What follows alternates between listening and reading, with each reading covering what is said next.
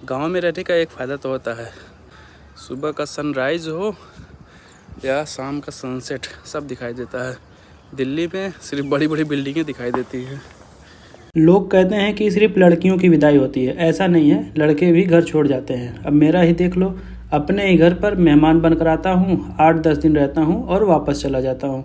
क्योंकि अब सपने बड़े देखे हैं तो उसके लिए मेहनत करनी पड़ेगी, सेक्रीफाइस तो करना पड़ेगा ही। वरना आज के इस टाइम में अपना हवेली जैसा घर छोड़कर दूर अनजान शहर में जाकर 10 बाई 10 के जेल जैसे कमरे में रहना आज के टाइम में किसी को पसंद नहीं है।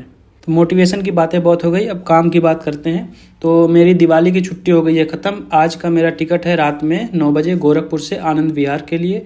तो साथ में मम्मी पापा भी जा रहे हैं गोरखपुर, जाकर वहाँ मेडिकल ट्रीटमेंट थोड़ा कराना था, इसलिए साथ में भी रहूँगा। और वहीं से फिर मैं स्टेशन चला जाऊँगा रात में 9 बजे। अभी दोपहर के 2 बज रहे हैं और हम लोग लंच करके निकले थे, क्योंकि रात में फिर वापस आते टाइम लेट हो जाएगा। और हॉस्पिटल में जाने के बाद वहाँ पे काफ़ी टाइम लग गया था, रात में 8 बज गए थे। उसके बाद मम्मी पापा वहीं से चले गए घर और मैं फिर वहाँ से निकल लिया स्टेशन के लिए। और आज यहाँ पे मूर्ति विसर्जन हो रहा था।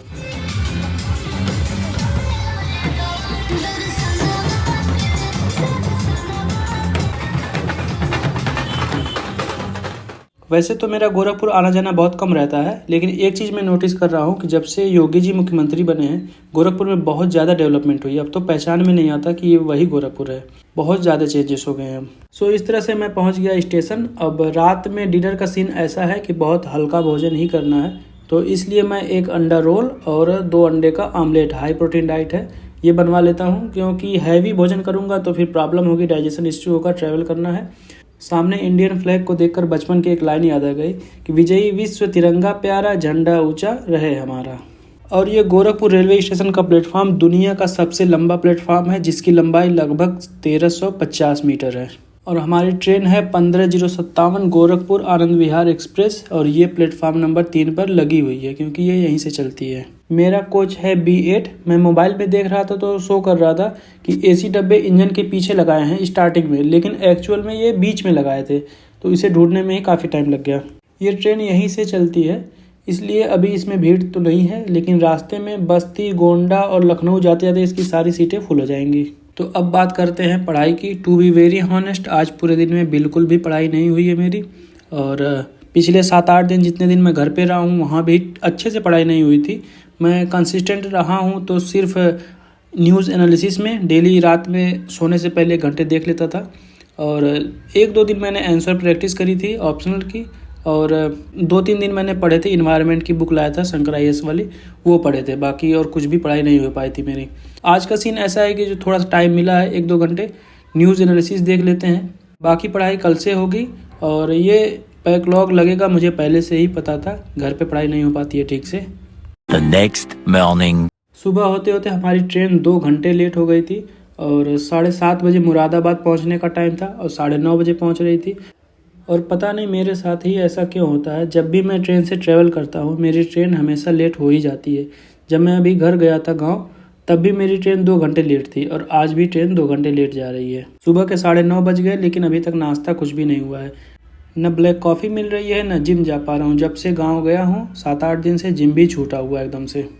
बहुत वेट करने के बाद एक भैया चना बेचते हुए आए, जो कि हेल्दी चना है। फाइनली 2 घंटे ट्रेन लेट होने के बाद अब मैं पहुंचा हूं आनंद विहार रेलवे स्टेशन पर। 11 बजे की टाइमिंग थी, लेकिन 1 बजे पहुंच रहा हूं मैं। और अब यहां से एग्ज़िट करते हैं और चलते हैं मेट्रो स्टेशन पर, क्योंकि ऑटो वाले तो 200 रुपये ले लेंगे और मेट्रो से मेरा 35-40 रुपये में ही काम हो जाएगा। और लास्ट टाइम जब गांव जा रहा था तो आई थिंक मेरे कार्ड में रिचार्ज है नहीं, इसलिए पहले ही रिचार्ज कर लेता हूँ, नहीं तो एंट्री हो नहीं पाएगी फिर।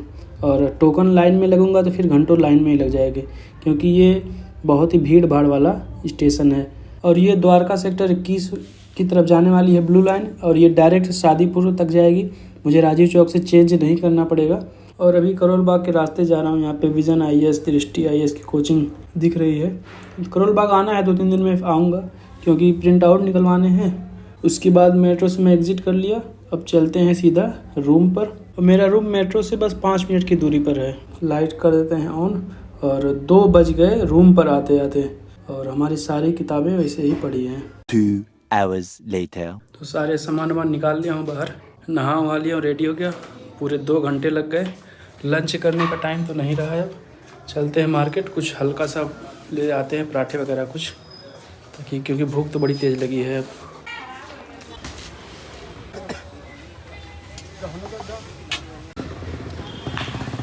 तो अब जल्दी से पराठे खा लेते हैं, उसके बाद फिर अपनी कुछ पढ़ाई शुरू करते हैं। और पढ़ाई का सीन ऐसा है कि बैकलॉग तो लगा है बहुत ख़तरनाक वाला। 7-8 दिन गांव पे रहा हूँ, पढ़ाई कुछ नहीं हुई है।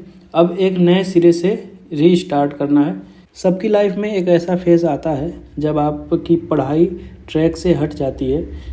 कोई भी रीज़न हो सकता है, शादी फंक्शन हो या कोई इमरजेंसी आ गई हो या गांव गए हों, अगर आप शहर में रह के पढ़ाई करते हो तो वापस अपने पढ़ाई को ट्रैक पे लाना बहुत ज़रूरी होता है। उस टाइम पे मोटिवेशन बिल्कुल नहीं रहता, नहीं तो ये जो डिले है, कंसिस्टेंसी जो ब्रेक होती है, ये फिर बहुत लंबी चली जाती है और वापस ट्रैक पर आने में आपको बहुत टाइम लग जाता है।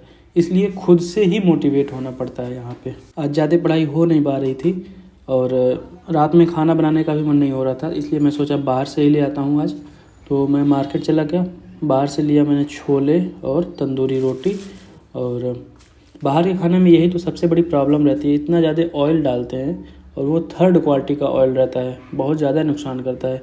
इसलिए मैं इसे हटा देता हूँ बिल्कुल। और डेली तो खाना भी नहीं चाहिए बाहर का खाना।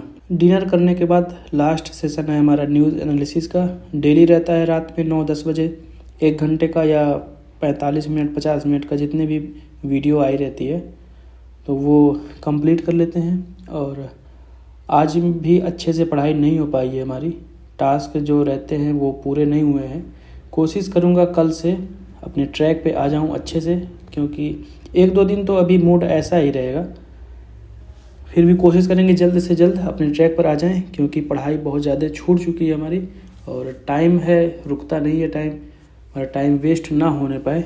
और तो यही है आज का हमारा ट्रैवल ब्लॉग था। ये थोड़ी सी पढ़ाई भी करी है जो दिखाया मैंने। तो वीडियो अच्छा लगा हो तो लाइक कर देना, चैनल पे नए हो तो सब्सक्राइब कर देना।